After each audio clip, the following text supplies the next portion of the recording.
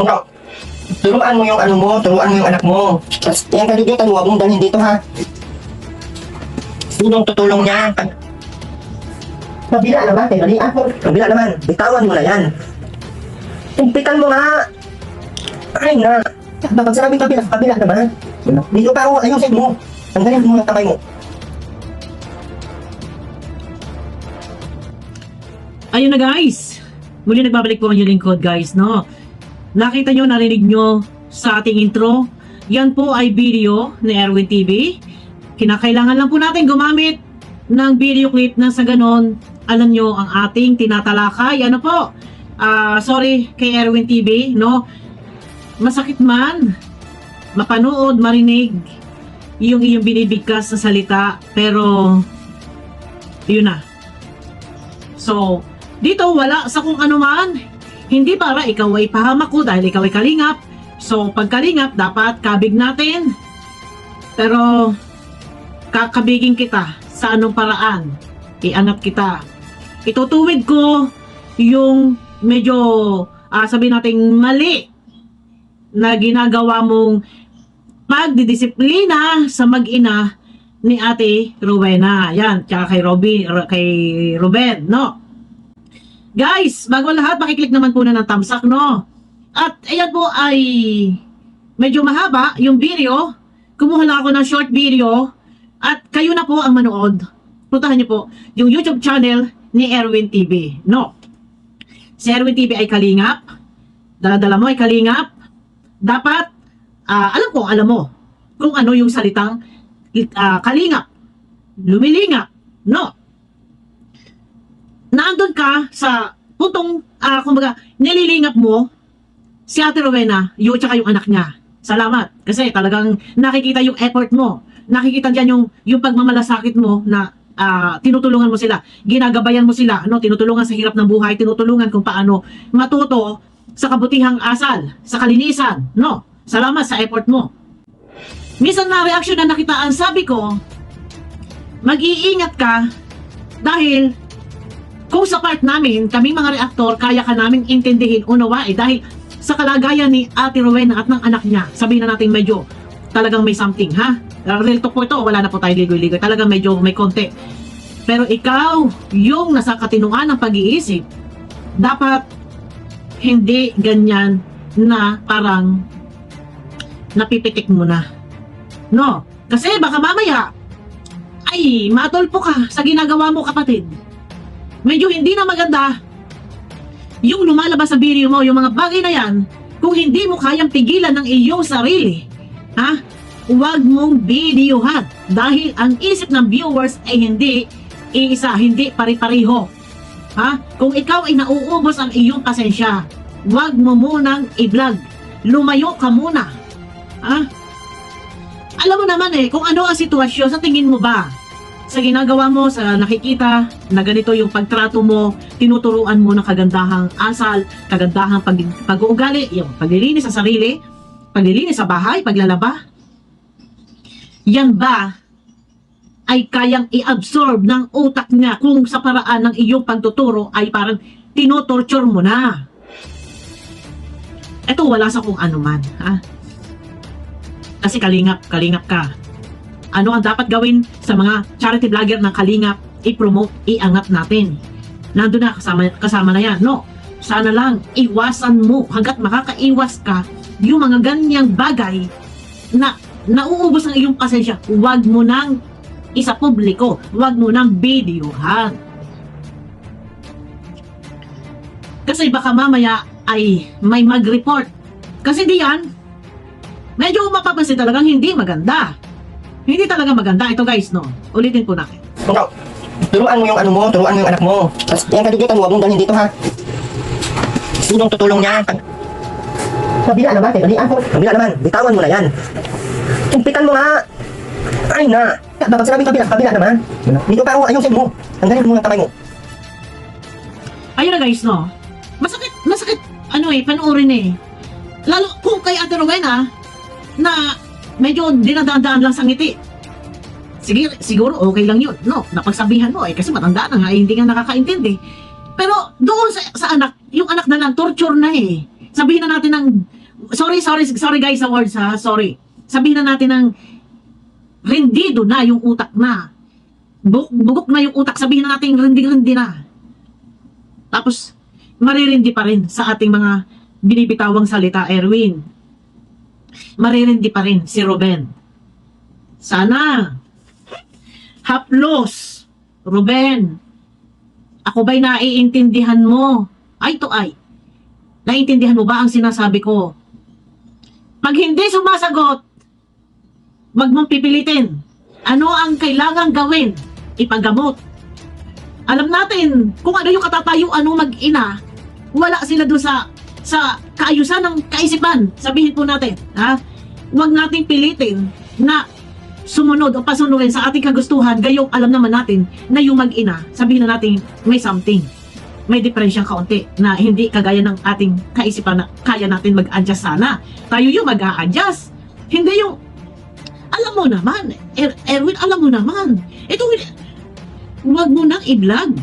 Pag alam mo, ganyan yung sitwasyon, nauubos yung iyong pasensya, huwag mo nang videohan. Ako, Diyos ko, ano ba ka tayo dito?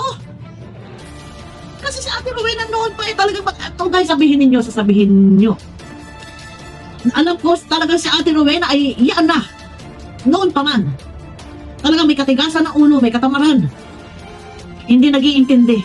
Pati yung anak ganun din. Parang din, sunukmen, hindi rin makatingin ng diretsyo.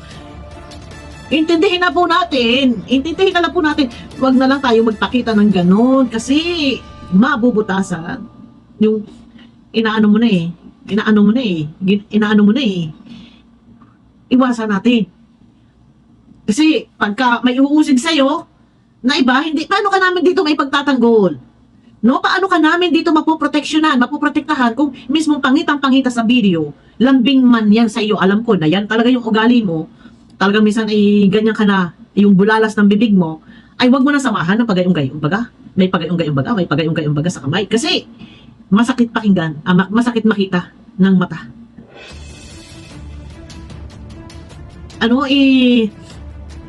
Pagka ganyan na hindi mo na kaya magpasensya, kasi parang nauubos yung pasensya mo, lubayan mo na. Lubayan mo yung mag-ina, hayaan mo sila. Kasi kahit anong gawin mo dyan, naturo, kung talagang yung isip nila yun na sila. Kahit anong gawin mo dyan, masasayang lang yung oras mo na sila'y turuan. Ang pinaka-the best yan, kung yan ay naipagamot mo na noon, mas maganda yan, pa-injectionan. Pa-injectionan mo, ikaw ang nagbablog dyan eh. Binablog mo eh. Kung ganyan na, ibablog mo at alam mo naman na ganyan yung isip. Huwag natin pilitin sa kagustuhan natin mangyari na matutong maglaba, matutong maglinis. Paano nga yan? Kasi nga hindi nga. Okay, yung kanilang kaisipan. Mabubutasan ka lang dito, Yeah, pwede ka makasuhan din yan sa ginagawa mo eh. Pasok yan sa sa BAW. No? Pwede ka makasuhan dyan. Kasi, pasalamat ka at yung damdamin nila, hindi sila mapagtanim ng galit o ng sama ng loob. Kasi alam naman natin yung sitwasyon, yung katatayuan ng mag-ina, no? Sana, maghihinay-hinay tayo dahil maraming nakamata sa atin. Yung konting control tayo, yan na, may problema pa kay Nina, tapos ayan na naman, ang dami nag-report ba, mga viewers, sinasabi ng viewers, ma'am, madam, sis, yan, kapatid, ayan, isilipin mo yung ganon. Kaya, mahirap na tayo nandito, no, tayo yung mabubutasan, ano ba namang klase ito, bakit ganito naman, alam naman na ganito yung pag-uugali, ganun yung isip nila, bakit pa binivideo, wag nyo na i-video yung ganyan, kasi diyan ka nabubutasan. Buti sana kung kapupurihan, tsaka, wag na, pagka ganyan maikli yung pasensya nyo, wag nyo nang i-vlog. Lubayan na. Kasi, paano ka namin dito pagtatanggol, iaangat kung ganyan naman yung ginagawa mo baga, yung pinapakita mo. No, paano ka namin dito iaangat? Ipopromote, suporta. Sa bagay, ito na, i-promote natin, kasi kalingap. Kaya nga lang talaga, pagka ganito, nakikita na may butas, ay pasabihin na lagi kayo magkasama, araw-araw ni Ate Rowena, close naman kayo, ay may nakikita ng ganito, ay ano pa kaya kung sa off-cam? Baka hindi nang ganyan ang nakikita naman. Medyo kahit ganyan yung kaisipan nila, itrato pa rin natin na maging malambing ba tayo? Kasi hindi natin makukuha yan. Sa ganon, sa salitang binuburasga mo. sinisindak mo. Hindi natin kaya silang makuha sa ganun kung yung isip talaga nila ay ganyan. Kasi, the more na ginaganyan mo sila, lalong matutorture yung utak nila, mabubugok yung utak nila. Kapag ginaganyan mo, amu-amuin mo, lalo na si Ruben, amu-amuin mo, haplosin mo ito. Ruben, halika na, o Jack and Poy tayo Ruben, o habulong taguan tayo Ruben, para ma-smile. Never ko nakita si Ruben na nag-smile. Kung sa ate Ruben na walang problema, kahit ano sabihin mo dyan, pasok dito, lusot dito, kaya lang, yung anak si Ruben, baka mamaya ay sa kagaganyan, ay baka ikaw ay biglang masunggaban. Ay naku, Diyos ko, yun na nga eh. Kagaganyan mo kay Ruben, baka bigla ka mamaya ang sunggaban yan at kagating ka yan. Tapos mamaya, ay, pag nasunggaban ka, baka pukpukin mo naman, ay yun ang mangyayari doon. No. Minsan habaan natin ng pasensya. Tsaka wag kang mag-video ng ganyan dahil talagang masakit mapanood, lalo pat ang mga viewers karamihan na nanonood sa Kalingap ay mga senior citizen. No, masakit sa dibdib, sa damdamin na mapanood yung ganyang klase ng video. May pananakit eh.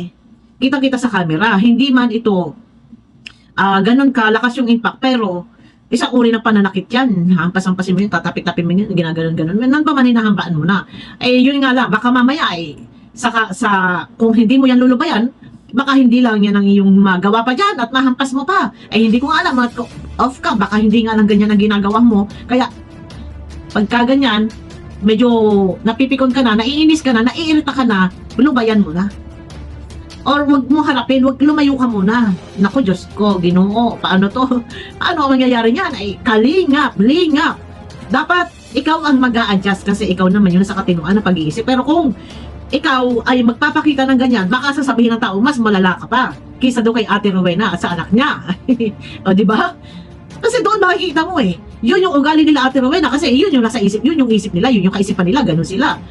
Pero hindi man sila sumusunod sa bawat sa kagustuhan mo, sa utos mo, hindi man sila nananakit, ikaw na utos ng utos, ikaw yung nananakit, ikaw yung nauubos yung pasensya, ikaw yung nasasagad. Eh, sino ngayon ang lalabas dito na nasa katinuan ng pag-iisip? Di ba? Ito guys, aking ina-analyze lang naman kasi ikaw yung nasa matino ang pag-iisip, pero bakit ikaw yung nanggaganon?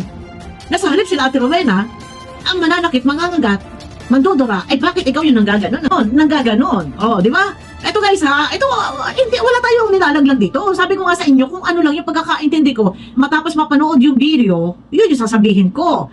Kasi dito wala hindi ko sa inilalaglag si Erwin, pero bilang kalingap, alam dapat kung ano yung salitang kalingap, nire-represent niya ang kalingap. So pagka ikaw ay lumilingap, tumutulong, dapat ilagay mo sa tama yung iyong the way na ikaw magsalita, kung paano ka magturo sa kanila ng kagandahang asal, paano maglinis, paano maglaba. Dapat mahaba ang unawa at pasensya. Hindi po pwedeng tayo ay high blood, tayo ay gigil, tayo ay pikon, at may patapik-tapik pa tayo ng gano'n, may pagayong-gayon pa sa kamay, may pagayong-gayon pa sa mukha. Ay, maasisili pa tayo, buong mundo'y napapanood dyan. Ilagay lang natin sa tama at lawakan natin ng pasensya. Kahit mag-pretend lang tayo ay mabait, tayo ay mababa ang ating malawak ang ating pangunawa at tayo'y mababa. Mag-pretend na lang kung hindi mo kaya na magpanggap ka na lang na ikaw ay kunwari ay bait na bait. Magpigil ka. Pigilin mo sarili mo sa harap ng camera kasi napapanood tayo buong mundo. Ano na lang ang sasabihin sa atin? Pangit naman talaga tingnan. Baka mamaya marapi ka pa kapag may nag-report niyan, di ba? Kasi lumalabas dito, alam mo naman talagang yan na yun mag-ina. At tinan mo ang itsura ni Ruben. No. Sa halip na yan ay naka-smile at turuan mo mag-boxing kayo. Meron diyang, yung tawag ito, may gloves kayo, mag-boxing. Ang tawag ito, yung bag na malaki. Mag-banding ba, enjoy. Alam ko naman na ginagala mo, pinapasyal mo, o napunta ka sa peryahan, ginagawa mo yung sa part mo tinutulungan mo sila, ginagabayan mo sila, kaya lang iwas-iwas sa pagbibideo ng gano'n. Kasi ikaw yung mabubutasan. Ito ay advice ko lang sa iyo. Para hindi ka anuhan ng iba, mabas ng iba. Ay, paano? Kung mababas ka ng iba, paano ka namin ipagtatanggol nga? Ay, kung nakikita ng ganyan, medyo alalay lang na kaunti. Ay, guys, ito si Erwin TV, ganito na talaga yan magsalita. Ganyan na talaga yan. Kaya lang talaga, nasusobrahan po. At saka, si Ate Rowena, talaga may katigasan ng ulo. Pero yun na nga po, sabihin na nga po natin, talagang yan yan na talaga si Ate Rowena. Talagang, sabihin natin hindi talaga. May something talaga. Yun naman talaga nakikita natin eh. Kita nyo kahit ano sabihin, hindi siya nasasaktan. Yun talaga yung realidad doon, yung totoo. Yung katotohanan na talaga si Ate Rowena ay may something. Pero tayo, kailangan tayo ang mag-a-adjust, ang magdadala dahil tayo yung nasa tamang o nasa tama ang kaisipan. Hindi yung tayo yung nasa tama ang kaisipan, tayo pa yung nananakit, tayo pa yung magsasalita ng hindi maganda. Ay sino ang tama? Yung mag-ina. Ito advice ko lang eh. Wala, kasi hindi sasabihin na, dinadawn ko si Erwin dito. Hindi, wala pa dadown dito. Nakabase tayo, kaya nga tayo merong ginagawang video clip. Kasi, hindi na maganda. Hina-hina, maghulos dili. Kasi baka mamaya, sa kagaganyan, ano ang sasabihin ng ibang tao? Alam ko, si Erwin talagang ganyan na magsalita. Talagang ganyan na yan. Kung sa tampalasan, kung talagang matalas talaga ang bibigyan, ay ganyan na talaga yan. Pero mabait naman, may pusong mamon naman, at matulungin naman. Kaya nga laang, yun na nga, doon siya nabubutasan, maghihinay-hinay ka, at hindi lahat ng tao ay hawak natin ng kaisipan. Pag maikli ang pisi, yan, lubayan mo na yan. Yun. Nasa ganun, ay baka mamaya ikaw pa ba huli ang maging masama. Yun, no? Ay nako, Mario Joseph. Pang ilan na iyan? Erwin. Ayun guys, no? At sana intindihin na lang din po natin. Sana Erwin, wag na mauulit. Kasi masakit sa damdamin. Masakit sa matang panuorin. No? Ako naawa din doon kay Ruben. Naawa din ako kasi hindi nga na-smile, hindi nangiti. Yun na, paano mo siya, dapat alam mo kung paano mo i-handle yung mga ganyang klaseng tao eh. Huwag mong sintakin, huwag mong takutin, huwag mong tapikin. Lalo na yan. Lalo na makukuraw-raw ang utak niyan. Hindi na nga makatingin ng diretsyon at parang takot na nga sa tao, parang nga takot kay Erwin eh. Pag mag-uutos, ay, tutoy, halika tutoy. Naintindihan mo ako, naintindihan mo yung sinasabi ko, tutoy. Yan, ligpitin mo yan, maglaba ka. Yan, mamaya, kakain tayo mamaya, bibilhan kita ng Coke, bibilhan kita ng Royal. Medyo konting paramdam natin yung pagmamahal baga. Naku. Kasi nandyan, nililingap kung ito hindi natuturuan ni Ate Rowena, turuan mo, hindi sa ganung paraan ang pagtuturo. Kasi matatakot yung bata. Natatakot eh. Nakakaawa naman din, no? Ayun na guys, abangan nyo ako sa akin next video. Yan, sa mga gusto makapanood po, puntahan nyo po sa vlog, sa YouTube channel po ni Erwin. Yan, para mapanood nyo po doon ang kabuuang video. At ito naman, wala naman sa kung ano. Ang akin lang naman, ay pag ganyan na mahaba, pag ganyan na medyo pikon ka, dapat habaan mo pasensya mo eh. Dapat malawak yung unawa mo eh. Kasi ikaw yung nandyan na gagabi sa kanila, tutulong sa kanila, magtuturo sa kanila. Pero kung nauubos ang yung pasensya, tigilan mo, lubayan mo. Yun lang yun. At saka hindi ka dapat nagbibideo ng ganyan. Kasi kung bibidyohan mo ng ganyan yan, nakikita ng tao, ikaw, masisira ka. Kasi ang sakit panoorin, guys. Hindi ko kayang panoorin. Kasi syempre may mga pamangkin din ako, ayoko na ganyan, mga pamangkin ko, tinututoy-tutoy ko pa, kahit mga malalaki na, tinututoy-tutoy ko pa. Malalaki na mga pamangkin ko pero mga tawag sa akin, mga mami, tutoy-tutoy. Mami, pahingi po ako ng pera. Tutoy, aanihin mo naman tutoy. Gayon lang, amo-amo lang. Kailangan na tayo minsan maging malambing din tayo kasi hindi natin pwede yan daanin sa dahas. Nakakaawa din kasi naman. Kung si Ate Rowena yan, talagang yan na yan. Intindihin na lang din natin at talagang pag hindi na kaya, iiwanan na, lubayan na, pabayaan na. Pero kung gusto nyo tulungan, kung gusto nyo, kahit hindi binablog.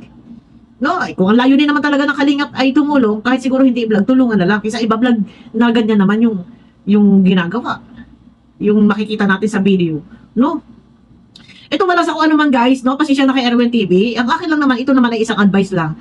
Kasi, para din sa iyo. Huwag mo mamasamain. No, ito walang masama ito.